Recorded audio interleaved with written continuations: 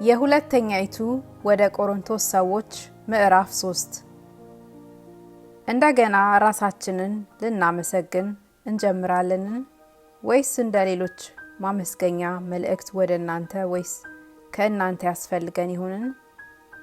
ሰዎች ሁሉ የሚያውቁትንና የሚያነቡት በልባችን የተጻፈ መልእክታችን እናንተ ናችሁ።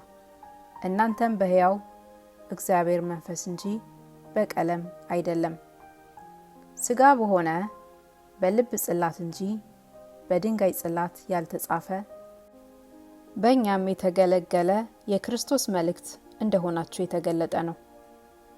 በክርስቶስም በኩል ወደ እግዚአብሔር እንዲህ ያለ እምነት አለን።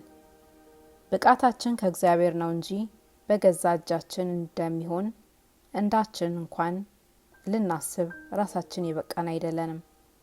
እርሱም ደግሞ በመንፈስ እንጂ በፊደል ለማይሆን ለአዲስ ኪዳን አገልጋዮች እንሆን ዘንድ አበቃን።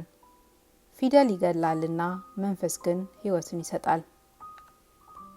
ዳሩ ግን የእስራኤል ልጆች ስለዚያ ስለተሻገረው ስለፊቱ ክብር የሙሴን ፊት ትኩር ብለው መመልከት እስኪሳናቸው ድረስ ያ በፊደላት በድንጋዮች ላይ የተቀረጸ የሞት አገልግሎት በክብር ከሆነ የመንፈስ አገልግሎት እንዴት ይልቅ በክብር አይሆንም?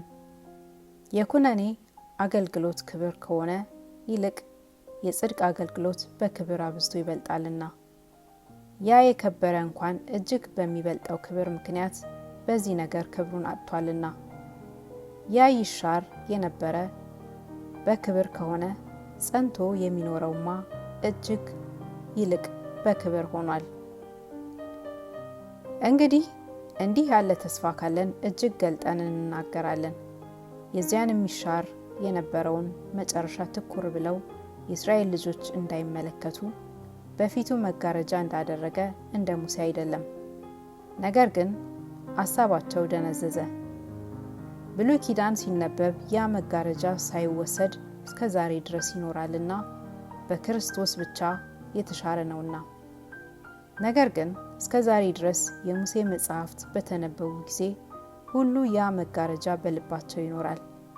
ወደ ጌታ ግን ዘወር ባለ ጊዜ ሁሉ መጋረጃው ይወሰዳል።